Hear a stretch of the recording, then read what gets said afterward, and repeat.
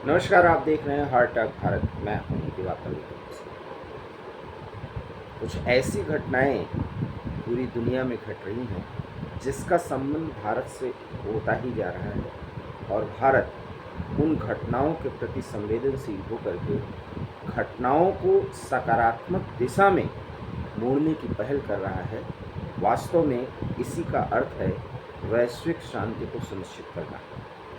जब पोलैंड के जरिए प्रधानमंत्री नरेंद्र मोदी यूक्रेन की राजधानी कीव में पहुंचे और वहां के राष्ट्रपति जेलेंस्की से मुलाकात की, तो ऐसा लग रहा था कि ये सिर्फ दिखावे के लिए या भारत अपने को प्रोजेक्ट करने के लिए प्रधानमंत्री नरेंद्र मोदी की यात्रा को बढ़ा चढ़ा करके दिखा रहा है। लेकिन घटनाएं कुछ ऐसी हो रही हैं जिससे लग रहा है कि अमेरिका हो, रूस या यूक्रेन या कोई अन्य देश, सबकी नज़र प्रधानमंत्री नरेंद्र मोदी के दौरे के बाद सीधे सीधे भारत पर लगी हुई है, क्योंकि युद्ध रुकवाना अंतिम मात्र एक विकल्प रह गया है जिससे शांति सुनिश्चित हो सकती है। आपको लग रहा होगा ये बात कुछ हाइपर अंदाज में कही जा रही है, लेकिन स्थितियों को देखिए, परखिए, जानिए और समझिए।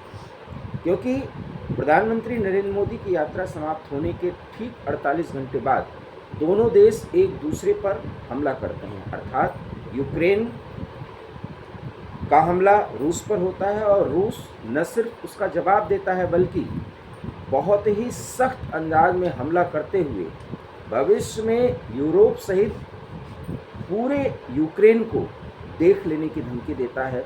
और एक बार फिर पुतिन के हवाले से ये खबर आती है कि परमाणु युद्ध अब बिल्कुल नज़दीक है। ऐसे में इस आग को भड़काने वाला अमेरिका भी समझ रहा है कि जो तपिश अब आएगी उसका सामना उसे भी करना पड़ेगा और वाशिंगटन सहित अमेरिका का कोई भी राज्य फिलहाल रूस से सुरक्षित नहीं रहेगा अगर रूस पर इसी तरह से हमले होते रहेंगे। और उन परिस्थितियों में जब जेलेंस्की से बात करने के बाद प्रधानमंत्री नरेंद्र मोदी दिल्ली पहुंचे, तो कुछ ऐसी घटनाएं हुई जिसे बहुत ही नज़दीक से देखा जाना चाहिए और उसके सकारात्मक नकारात्मक पहलुओं पर पूरी तरह से नज़र रखना चाहिए। प्रधानमंत्री नरेंद्र मोदी की यात्रा के बाद व्लादिमीर पुतिन से भी मोदी की बातचीत होती है और अमेरिका के राष्ट्रपति जो बाइडेन ने भी प्रधानमंत्री से फ़ोन करके बात की। जेलेंस्की, ऐसा बताया जा रहा है कि उनके वरिष्ठ ऑफिशियल्स पूरी तरीके से नई दिल्ली के संपर्क में हैं, क्योंकि शांति का एक ऐसा मसौदा जिसका स्वरूप अभी फ़िलहाल सार्वजनिक नहीं किया गया है और जो भारत के प्रधानमंत्री नरेंद्र मोदी के द्वारा आगे बढ़ाया जा रहा है, जिसमें डायलॉग और डिप्लोमेसी को महत्वपूर्ण स्थान दिया जा रहा है, वो पूरी तरीके से प्रभावी हो गया है। और ऐसे में अमेरिका चाह रहा है कि भारत अगर कोई बहुत महत्वपूर्ण भूमिका अदा करता है तो उसके साथ अपने नज़दीकी संबंधों को और ज़्यादा प्रभावी बनाया जाए। जेलेंस्की भी ये चाह रहे हैं कि नई दिल्ली में कोई एक ऐसी बैठक हो जिसे पीस अर्थात शांति के लिए एक पहल के तौर पर देखा जाना चाहिए। हालांकि अभी कोई तय नहीं हुआ है कि रूस या यूक्रेन के बीच कोई बातचीत होगी तो वो नई दिल्ली में होगी, अभी ऐसा कुछ नहीं है, लेकिन इसके भी संकेत दिए जा रहे हैं। और उधर व्लादिमीर पुतिन ने भी अपने दोस्त मोदी से बात कर रूस का ये भरोसा जताया है कि जेलेंस्की के साथ अगर उनकी कोई बातचीत होती है तो उसमें शांति की पहल में भारत की भूमिका के प्रति वो पूरी तरीके से आश्वस्त है। एक तरफ रूस, दूसरी तरफ अमेरिका, तीसरी तरफ सबसे ज़्यादा प्रभावित यूक्रेन भी भारत की ओर देख रहा है। ऐसे में जब मैं आपसे ये कह रहा हूँ कि पूरी दुनिया भारत की तरफ देख रही है तो इसके मायने और मतलब समझिए।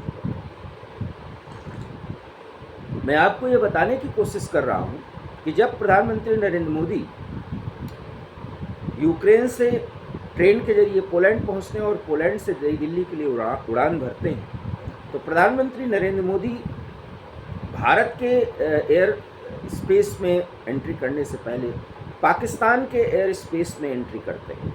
जी हाँ, एक महत्वपूर्ण घटना हुई।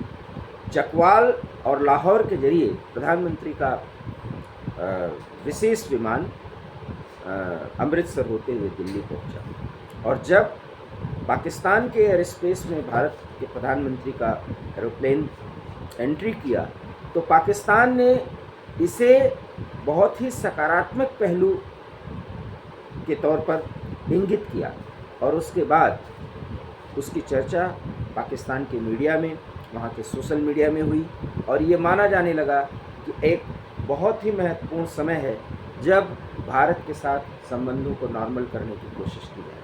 आपको लग रहा होगा कि ये पाकिस्तान अपने नज़रिए से पहल करने की कोशिश कर रहा है, तो आप गलत हैं, क्योंकि पाकिस्तान और चीन की गलवैयाँ और उनका साथ किस स्तर तक प्रभावी है, जहाँ तक भारत के साथ संबंधों को लेकर के है, भारत को परेशान करने को लेकर के है, ये अब किसी से छिपा नहीं है। और ऐसे में एससीओ समिट में प्रधानमंत्री नरेंद्र मोदी आए, और ये बात पाकिस्तान के प्रधानमंत्री की तरफ से कही गई है, अर्थात इनवाइट किया गया है प्रधानमंत्री नरेंद्र मोदी को एससीओ समिट, जिसे हम संघाई कोऑपरेशन ऑर्गेनाइजेशन कहते हैं।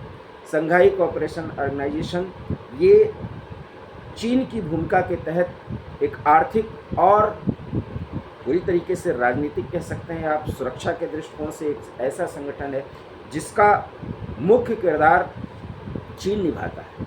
पाकिस्तान भी उसका सदस्य है, भारत भी उसका सदस्य है, रूस भी है, और कई ऐसे प्रभावी देश हैं जिसका भारत के साथ स्ट्रेटेजिक संबंध है। संघाई कोऑपरेशन ऑर्गेनाइजेशन में भारत की भूमिका को भी बढ़ाने की बात की जा रही है, और चीन चाहता है कि पाकिस्तान के जरिए भारत के साथ ऐसी डिप्लोमेसी की जाए जिसमें शक्ति संतुलन बना रहे, क्योंकि चीन के साथ भारत के संबंध बिल्कुल अच्छे नहीं हैं, और चीन को पता चल चुका है कि भारत ये समझ चुका है कि पाकिस्तान के जरिए वो किस तरीके से भारत को आने वाले समय में परेशान करने या युद्ध जैसे हालात पैदा करने या युद्ध करने की भूमिका बनाएगा, क्योंकि चीन नहीं चाहता कि भारत की इकोनॉमी और भारत की सामाजिक, आर्थिक और राजनीतिक स्थितियाँ इतनी मजबूत हों कि उसको एशिया में ही सबसे बड़ा चुनौती देने वाला भारत बन जाए। चीन इस गलतफहमी में है कि अब कोई भी देश उसका पीछा नहीं कर सकता, उसकी बराबरी नहीं कर सकता, जबकि भारत 2027 तक तीसरी बड़ी अर्थव्यवस्था बनेगा और चीन की अर्थव्यवस्था के ठीक पीछे होगा। और ऐसे में चीन चाह रहा है कि भारत को मुश्किलों में डाले, लेकिन मुश्किलों में डालने का उसका अंदाज बहुत ही अजूबा है, जिसमें एक साथ वो संबंध भी स्थापित करता है और दूसरी तरफ वो उस देश की जड़ को खोदता है, उसको कमज़ोर करता है, ताकि वहाँ पर चीनी प्रभाव बने और चीन का साम्राज्यवादी दृष्टिकोण प्रभावी हो और चीन उसके ज़मीन पर कब्जा करे या वहाँ की आर्थिक स्वतंत्रता को खत्म करे। इस तरह का प्रयास चीन ने पाकिस्तान में किया, बांग्लादेश में किया, नेपाल में किया, म्यांमार में किया, और आज इन सबको भारत का विरोधी बना करके वहाँ पर अपने आप को स्थापित करके, वहाँ के पोर्ट्स पर, वहाँ के मुख्य स्थानों पर अपने आप को स्थापित करके उस देश के आर्थिक स्वतंत्रता को छीड़ कर रहा है और साथ ही साथ भारत को घेर रहा है। ऐसे में एससीओ समिट जो कि इस्लामाबाद में होने वाला है, वहाँ पर प्रधानमंत्री को आमंत्रित किया जा रहा है, क्योंकि पाकिस्तान के साथ भारत का कोई संबंध फिलहाल ऐसा राजनीतिक तौर पर नहीं है जिसमें भारत और पाकिस्तान सीधे बातचीत कर सकें। व्यापार दोनों देशों के बीच बंद है। भारत की शर्त एक ही है कि पाकिस्तान अपने आतंकियों को, आईएसआई की गतिविधियों को रोके और कश्मीर का बेसुरा राग न लाए। लेकिन क्या पाकिस्तान ऐसा कर सकता है? ये उसकी मजबूरी है। और अब तो नीम चढ़ा और ऊपर से क्या कहावत है, ऊपर से जो कहावत है उसको आप समझिए, एक तो नीम और ऊपर से करेला चढ़ा, शायद यही कहावत है। और इस कहावत के तहत अगर चीन पाकिस्तान दो कुटिल और बदमाश देश, मक्कार देश साथ हो गए हों, ऐसे में भारत के आने वाले समय की सुरक्षा स्थितियाँ क्या हैं, इसे आप समझ सकते हैं। लेकिन एससीओ समिट में भारत की भागीदारी हो, प्रधानमंत्री नरेंद्र मोदी पहुँचें और पाकिस्तान के साथ कोई संपर्क कायम हो जाए, ये अब चीन भी चाहता है, क्योंकि चीन पाकिस्तान के जरिए भारत से संबंधों को सामान्य करने की कोशिश करेगा। ये एक बड़ा पहलू है जिसे समझना चाहिए। और जिस तरीके से पाकिस्तान, माफ़ करिएगा, यूक्रेन मुद्दे पर अमेरिका और रूस के साथ भारत का सीधा संबंध बना हुआ है, अब न सिर्फ चीन और पाकिस्तान बल्कि ईरान, इज़राइल और फ़िलिस्तीन के आतंकी संगठन, यहाँ तक कि हिजबुल्लाह भी भारत की ओर देख रहे हैं, क्योंकि भारत की एक पहल कोई बड़ा कारनामा कर सकती है। हालांकि इसके अभी पूरे के पूरे मामले सामने नहीं आए हैं, पूरे के पूरे मुद्दे सामने नहीं आए हैं, लेकिन जिस तरीके से यूक्रेन में भारत प्रभावी है, आने वाले समय में हो सकता है वेस्ट एशिया अर्थात पश्चिम एशिया की वो समस्या जिसमें इजराइल आतंकियों को तहस नहस करके अपने आप को महफूज करना चाहता है, भारत की भूमिका वहाँ भी बढ़ जाए। बहरहाल एससीओ समिट में पाकिस्तान भारत को बुलाना चाहता है, नरेंद्र मोदी को बुलाना चाहता है। इसके जरिए वो भारत के साथ संपर्क करना चाहता है, क्योंकि तो कटोरे में भीख अब उसे मिल नहीं रही है। चीन भी भीख देता है तो उसके जरिए पाकिस्तान की स्वतंत्रता को ग्रैब करता है, अर्थात उस पर अपना आधिपत्य जमाता है। ये पाकिस्तान की आवाम को पसंद नहीं है। पाकिस्तान के हालात बेहद ख़राब होते जा रहे हैं। ऐसे में भारत से गुजारत करना उसकी मजबूरी है, लेकिन भारत ये समझ रहा है कि एक मक्कार और दुश्मन देश के साथ यूं ही संबंध बना लेना खतरे से खाली नहीं है। इसलिए नरेंद्र मोदी एससीओ समिट में जाएंगे, इसमें पूरी तरह से संदेह है, और अगर वो जाते भी हैं तो उसकी चुनौतियाँ और उसकी परिस्थितियाँ बहुत ही महत्वपूर्ण और जटिल हो सकती हैं। क्या होंगी वो परिस्थितियाँ, हम आपको जानकारी जरूर देंगे। लेकिन अगर आपको ये वीडियो पसंद आया हो तो इसे लाइक कीजिए, शेयर कीजिए, हमारे चैनल हार्ट ऑफ भारत को सब्सक्राइब कीजिए। बहुत बहुत धन्यवाद। नमस्कार।